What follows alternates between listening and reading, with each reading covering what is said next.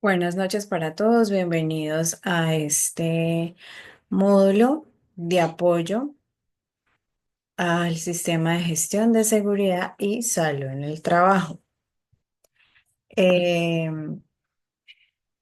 eh, Me presento, mi nombre es Caterina Cataño Pescador, yo soy profesional en seguridad y salud en el trabajo en la Universidad del Quindío y tengo un diplomado en didáctica y docencia universitaria.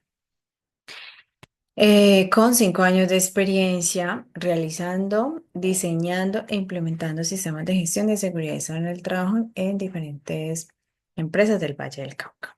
Sí, para el día de hoy tenemos un tema relacionado con legislación. Sí, vamos a ver el decreto 919, un resumen de este decreto de 1989. Sistema Nacional para la Prevención y Atención de Desastres en Colombia. En el capítulo 1 habla sobre la planeación y aspectos generales, ¿sí?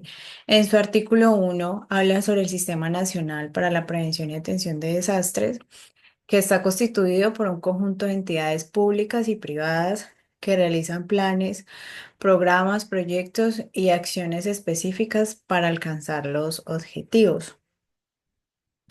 También define las responsabilidades y funciones de todos los organismos y entidades públicas, privadas y comunitarias en las fases de prevención, manejo, rehabilitación, reconstrucción y desarrollo que dan lugar a las situaciones de desastre o de alguna calamidad.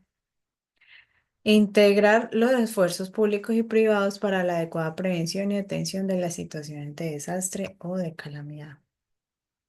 En el artículo 2 están los integrantes al Sistema Nacional para la Prevención y Atención de Desastres, que son el Comité Nacional para la Prevención y Atención de Desastres, los comités regionales y locales, la Oficina Nacional para la Atención de Desastres, el Comité Técnico Nacional, el Comité Operativo Nacional para Atención de Desastres. ¿Sí? En el artículo 3 nos habla del Plan Nacional para la Prevención y Atención de Desastres. Esta oficina elabora un plan nacional para la prevención y atención de desastres, el cual, una vez aprobado por el Comité Nacional de la Prevención, será adoptado mediante decreto del Gobierno Nacional. El plan incluirá y determinará todas las políticas, acciones y programas, tanto de carácter sectorial como el del orden nacional, regional y local. Entonces, se tiene aquí en Colombia. Debemos tener un plan nacional para la prevención y atención de desastres, ¿sí? ¿Cuáles son los análisis de vulnerabilidad? Nos habla en el artículo 8.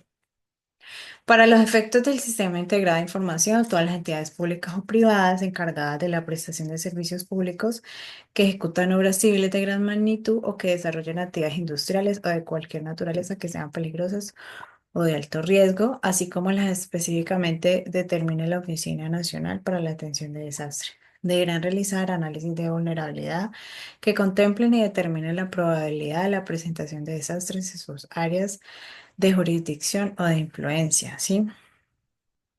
En análisis de vulnerabilidad es cuando hacemos el análisis y miramos si es bajo, medio o alto para tener algún desastre o calamidad. ¿Cuáles son los elementos del planeamiento de operaciones en caso de situaciones de desastres? Nos lo dice en el artículo 12. Son tipos de desastre, autoridades responsables, las funciones de las entidades, organismos y personas, identificación de la amenaza, análisis de la vulnerabilidad de la población, los bienes y el medio ambiente amenazados, la evaluación del riesgo. También debe contener una preparación de planes de contingencia, formulación de programas de educación y capacitación, inclusión de la dimensión de prevención en los planes del desarrollo, provisiones de suministros, lugares utilizables durante el desastre y formas de utilización. Los demás que señale la Oficina Nacional para la Atención de Desastres. En el capítulo 2 nos habla de los regímenes de las situaciones de desastre.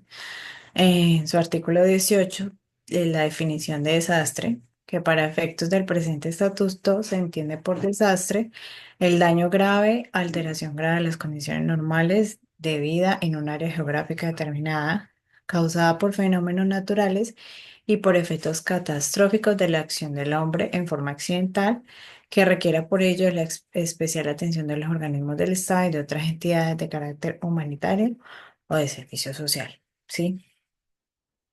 En el artículo 19 nos habla de la declaratoria de situación de desastre.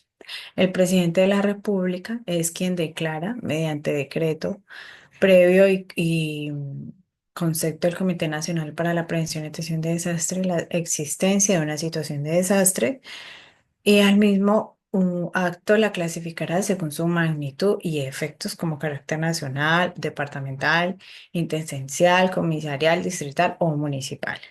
¿Sí?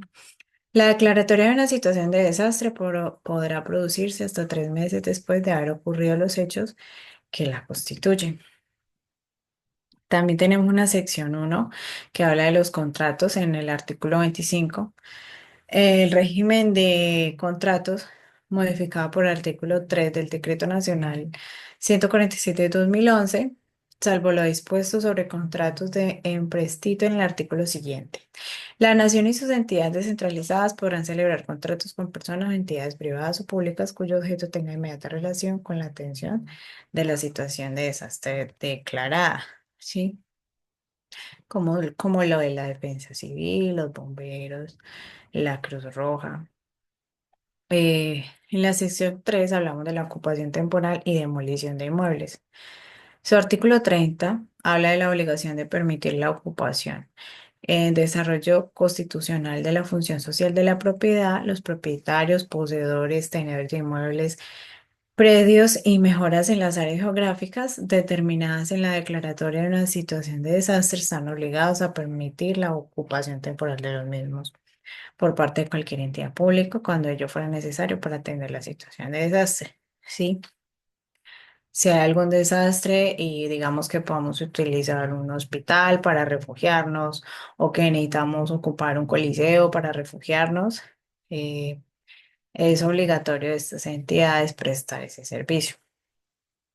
El artículo 32 habla del orden de demolición, que los alcaldes de los municipios comprendidos dentro de las áreas geográficas determinadas en la declaratoria de una situación de desastre podrán ordenar la demolición de toda edificación que amanece en ruina o que por su estado de deterioro son un peligro para la seguridad o la salubridad de los habitantes. También vamos a hablar de la resolución del 16 de 1989, que esta tiene unas actividades de prevención y atención de desastres en los programas de salud ocupacional.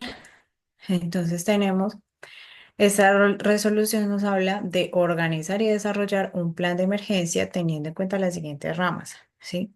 Rama preventiva, que es la aplicación de las normas legales y técnicas sobre combustibles, equipos eléctricos, de calor y sustancias peligrosas propias de la actividad económica de la empresa.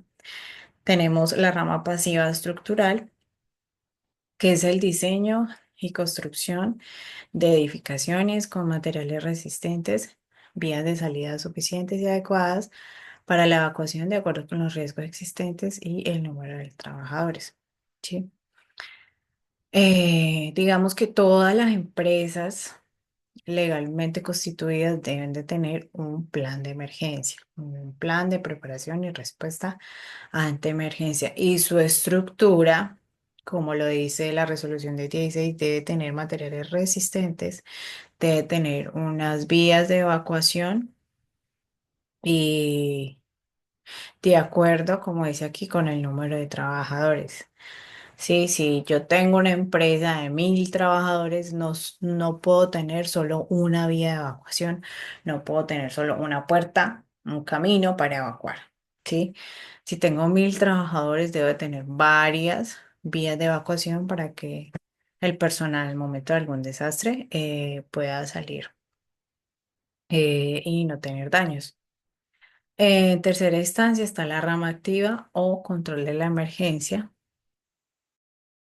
em, que es una conformación y organización de la brigada de emergencia, los planes de emergencia, evacuación, tener sistemas de detección, de alarma, comunicación, selección y distribución de equipos de control fijos o portátiles, manuales automáticos, inspección, señalización. ¿Sí?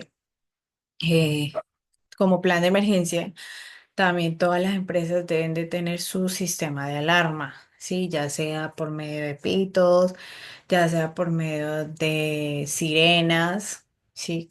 De sonidos de sirenas, em, ya sea por medio de megáfonos, ¿sí? Ya sea por medio de luces. A veces las empresas tienen luces rojas para poder identificar cuando esté pasando pues algún desastre o algún temblor, algún terremoto, que hay un vendaval, una inundación, ¿sí? Todas las empresas deben de tener su sistema de detección, también deben de tener su botiquín de emergencia, su camilla de emergencia, deben de tener extintores en cada una de las áreas de la empresa. Em, También, ya para terminar, en cada una de las empresas, como habla al principio, dice una organización de brigadas de emergencia, ¿sí?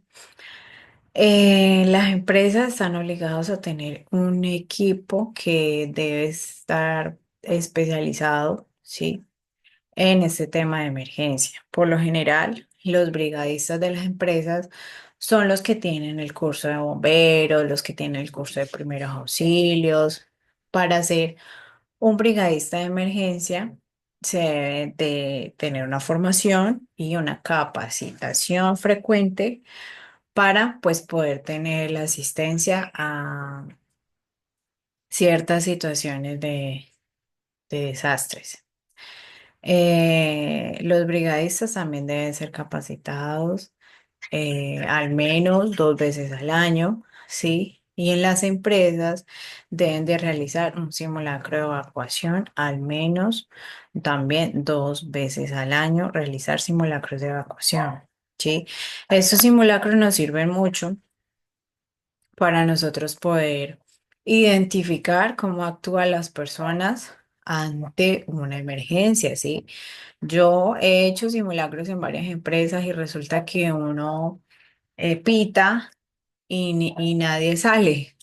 O pitan, o uno pita y dejan el área toda organizada, ¿sí? O uno pita y terminan su tarea y luego sí salen, cuando no es lo debido. Si uno pita, uno tiene que salir rápido, no importa que dejó la tarea a medias, no, debe de salir. Entonces, los simulacros de evacuación nos sirven mucho para que las empresas hagan análisis de cómo se están comportando las personas, cómo sería al momento de realidad una evacuación, al momento también de atender algún herido, ¿sí? Por eso tenemos el botiquín de emergencias y su respectiva camilla para poder em, atender alguna situación de emergencia que ocurra en las empresas. Eh, y siempre tener un plan de contingencia y un punto de encuentro donde las personas deban ir y asistir, ¿sí? La próxima clase vamos a abordar mucho más sobre los planes de emergencia, que el plan de emergencia es el punto crucial para tener una buena prevención de atención de desastres, ¿sí? En las organizaciones y en las empresas. Porque sin un plan de emergencia, primero no vamos a saber a qué riesgos estamos expuestos, ¿sí? No vamos a saber nuestro análisis de vulnerabilidad, si estamos en alto, medio, bajo, ¿sí? A qué debo estar atento, si mi área es más de inundación que de tormentas, ¿sí? O si estoy centralizado en donde más tiembla en Colombia, por decirlo así, ¿sí? Entonces, fundamental para la preparación y atención a desastres tener nuestro plan de emergencia y actualizarlo siempre, capacitar al personal, a todos, sobre el plan de emergencia, primeros auxilios y que los brigadistas siempre estén capacitados para atender todo este tipo de situaciones. Eh, Muchas gracias a todos por la atención prestada. Les deseo muchos éxitos en esta nueva carrera que están estudiando en el Instituto INSECAD. Que pasen una muy buena noche. Hasta luego.